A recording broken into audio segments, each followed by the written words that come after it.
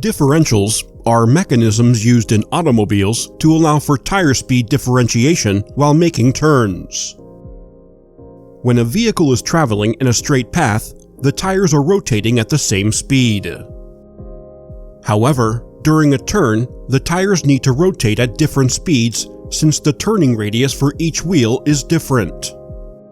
The inside tires need to travel along a tighter radius and decrease in speed, while the outer tires need to travel along a larger radius and increase in speed to maintain the turn. Prior to the development of differentials, vehicles were designed to provide equal power to both wheels through a rear axle shaft. The turning capability of a vehicle would be powered by one rear wheel, causing issues.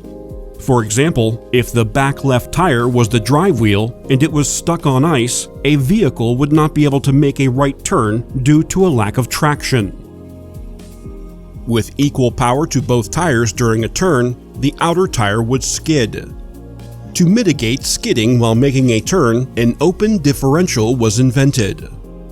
The open differential allows the vehicle to differentiate the speed of the tires when making a turn by increasing the speed of the outside tire while simultaneously decreasing the speed of the inside tire.